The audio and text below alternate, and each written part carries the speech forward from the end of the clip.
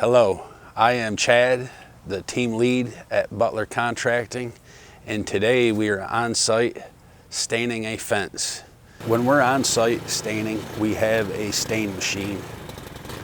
Got a 7.5 gallon option storage tank or a 300 gallon option with a 5 horsepower engine with 300 foot of lead hose, so we can park out front. 300 feet covers most privacy fences. With Butler Contracting, we offer a couple different options.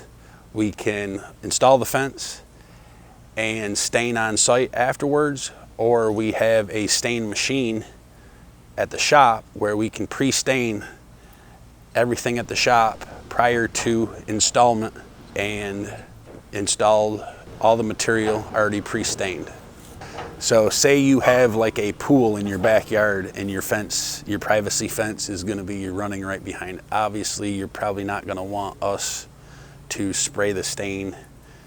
Therefore, we can stain it prior to installing the fence back at the shop, bring the stain pickets to the job site, no stain in the pool, patio blocks. That's the benefit of the stain machine.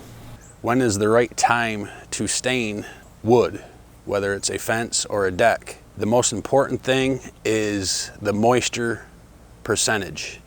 You want to be 12% or under for best results. There is a misbelief in wood staining that it needs a year or more, and that is not true. That is actually a negative. The longer the wood dries, the pores seal themselves and do not take the stain as good as a new structure that's just had a short time to dry.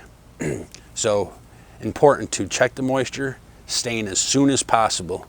You don't want the elements getting to the wood before the stain does.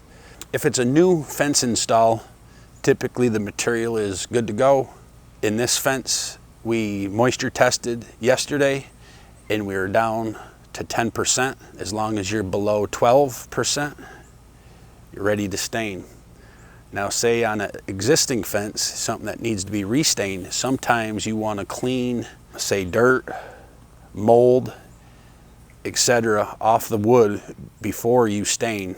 So generally a week or two prior to staining, you're going to want to clean that with a cleaning solution, or just the pressure washer alone is better than nothing to get the dirt and grime off the wood and to open the pores back up so the wood is more receptive to the stain.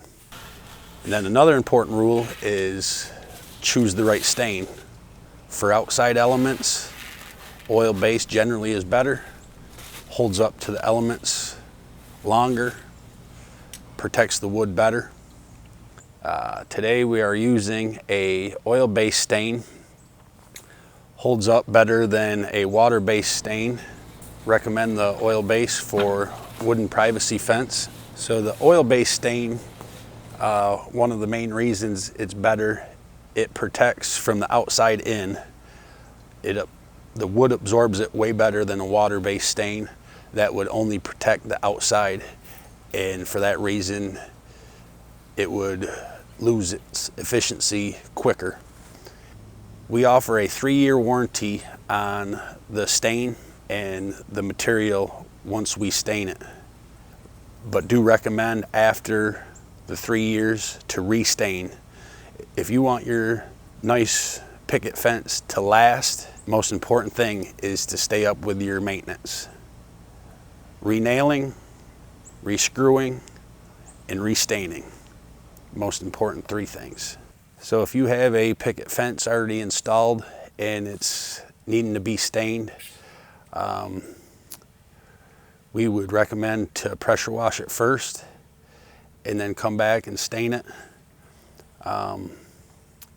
It's never too late to stain it unless your wood is already started to rot, but the stain will prevent rotting and moisture wicking. So the best process for staining is from bottom to top. And you want to apply it as even as possible.